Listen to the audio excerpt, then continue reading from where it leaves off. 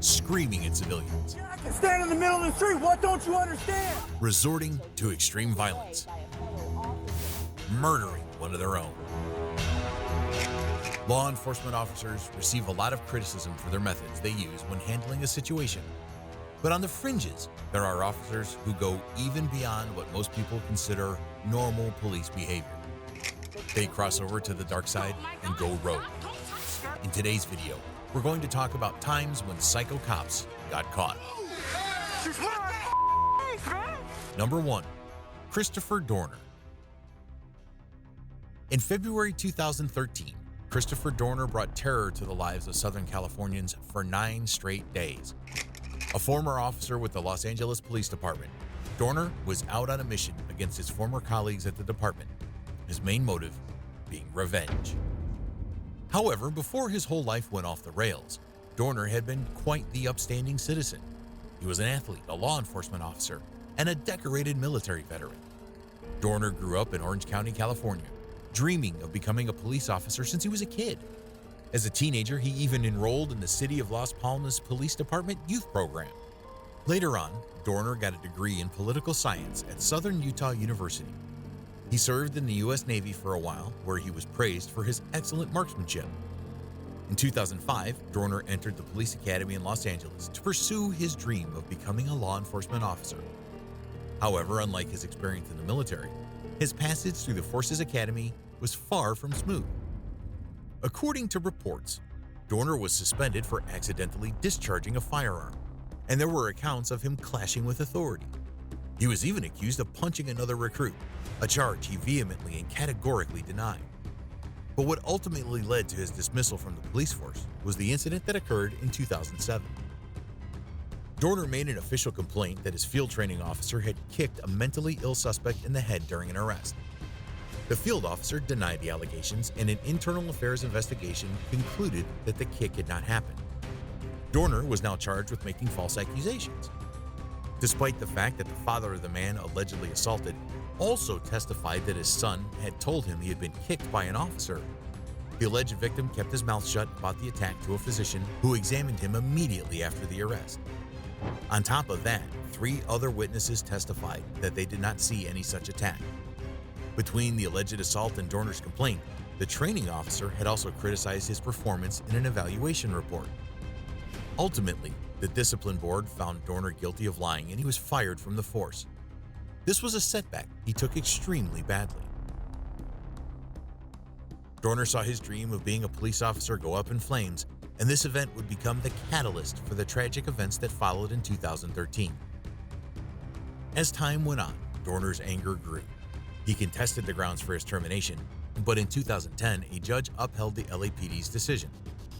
His personal life was also in shambles.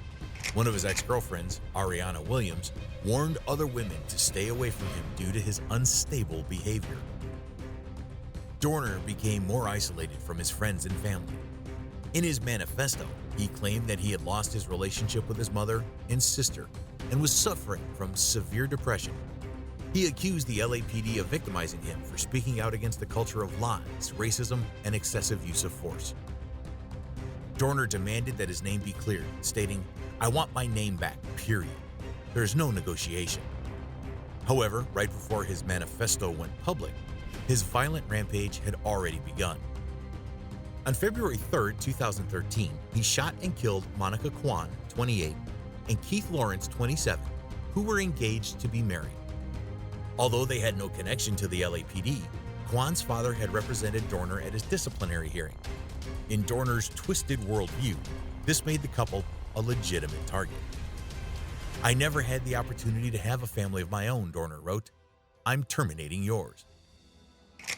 In the days that followed, authorities guarded over 50 families, several of them belonging to former police department colleagues, against whom Dorner had pledged vengeance in the manifesto. Dorner continued his killing spree, shooting 2 police officers assigned to protect one of the people mentioned in his manifesto, and then firing upon 2 more officers stopped at a red light. One of them, Michael Kane, a father of 2, was killed and the other was critically injured. The police launched a manhunt and offered a reward of $1.2 million for Dorner's arrest and capture. After weeks of searching, Police were struggling to track down Christopher Dorner. At one point, they mistakenly shot and injured 2 women in a truck they thought was Dorner's. Eventually, Dorner was traced to a condo in Big Bear Lake, a small town 100 miles east of Los Angeles. He had been holed up in a condo, watching the manhunt unfold until the couple who owned it came back. He tied them up, stole their car, and fled, but police were on his tail and eventually pursued him to a cabin. Dorner had promised in his manifesto that he only wanted to inflict rage on law enforcement officers and their families, and, true to his word, he never hurt anyone else. He unleashed his wrath only on the police and their loved ones. On February 12th, in the small-town cabin, Dorner engaged the police in a shootout that killed 1 sheriff's deputy and injured another. He refused to surrender, and at around 4:15 p.m., the police threw pyrotechnic tear gas into the cabin, which caught fire. Dorner knew it was the end of the line. As the flames began to engulf him, Dorner decided to take his own life. Some officers report that they heard a single gunshot go off in the cabin. The standoff was over. 2 days later, a medical examiner positively identified the burned remains found inside the cabin as Christopher Dorner's. But it did seem as if Dorner's manifesto struck a chord with some people from LA, especially among minority groups who'd long faced the injustices of the policing system. Facebook pages popped up in support of Dorner. People aired out their own grievances against the police. Many people did think that what Dorner did was wrong, but sympathized with what he said. I don't defend what Dorner did, but like many in the community, I believe what he said. One Los Angeles man told LAPD Police Chief Charlie Beck during a community meeting. Even the LA Police Commissioner, William Bratton, was forced to admit the public's growing mistrust of the badge. He announced to re-examine the firing of Dorner while the manhunt was still ongoing. "I do this not to appease a murderer," he said in a statement. "I do it to reassure the public that their police department is transparent and fair in all the things we do." Renford Reese, professor of political science at California State Polytechnic University, believes that simply dismissing Dorner's actions as those of a crazy person isn't enough. "Of course, he's a murderer. Of course, he did wrong. Of course, we grieve for the families," Reese said. "But he's a product of our institutions, our education system, our military, our police. Somehow, all these things converge to create a monster." Number 2. Justin Volpe. In 1997, a truly horrific case of police brutality occurred in Brooklyn. A man named Justin Volpe committed unspeakable acts of violence against a Haitian man named Abner Louima. It all started when Louima was arrested at a popular club in East Flatbush after a fight broke out. Volpe believed that Louima had punched him in the head, when in fact, Volpe was punched by somebody else. Louima was taken into custody and beaten in the police car by Volpe. Once they got to the station, Volpe and another officer continued to beat Louima inside Brooklyn's 70th Precinct station house. But the worst was yet to come. Volpe took Louima to a bathroom in the station house and committed a heinous act of violence. Using the jagged wooden handle of a broomstick, Volpe sodomized Louima. Witnesses testified to the assault, but the instrument used was never found. During the attack, Louima claimed that Volpe and the other cop repeatedly used the N-word slur. After the assault, Volpe even bragged about it to other cops in the precinct. Louima was left with severe injuries. He had a ruptured colon and bladder, and his teeth were broken. It took him months to recover physically from the abuse. The shocking nature of this incident caused immediate outrage at the NYPD. Thousands of people protested in the streets carrying signs that demanded justice for Abner. Many people also criticized the NYPD's slogan of courtesy, professionalism, respect by changing it to criminals, perverts, racists. The judge presiding over Volpe's trial, Eugene H. Nickerson, denounced him for committing an unusually heinous crime and harming not only Louima, but also the police department and society at large. The evidence against Volpe was mounting, and he finally pleaded guilty to the crime. "I betrayed Abner Louima's rights. I betrayed the city's confidence in police officers. I betrayed myself and my partners, and I betrayed my lawyer," Volpe said. He was sentenced to 30 years in prison.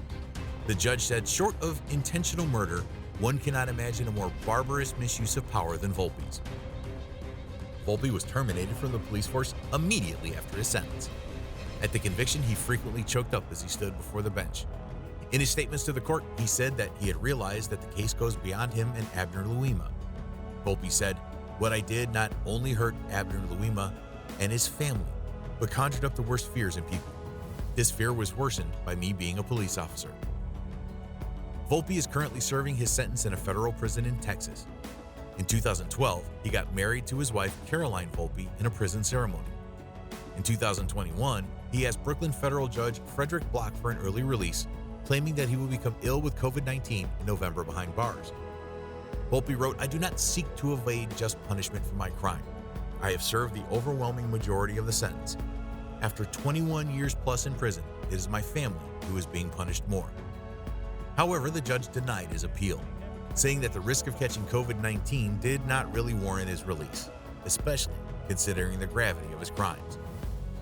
Judge Frederick Block said, "He does not represent any extraordinary and compelling reasons based on the possibility of contracting COVID-19. In any event, reconsideration of the factors does not warrant a reduction of his sentence given the grave nature and circumstances of his crime." Volpe is scheduled for release in 2025. If you want to watch more such videos, subscribe to the channel. Also, let me know your thoughts in the comments below. Until next time.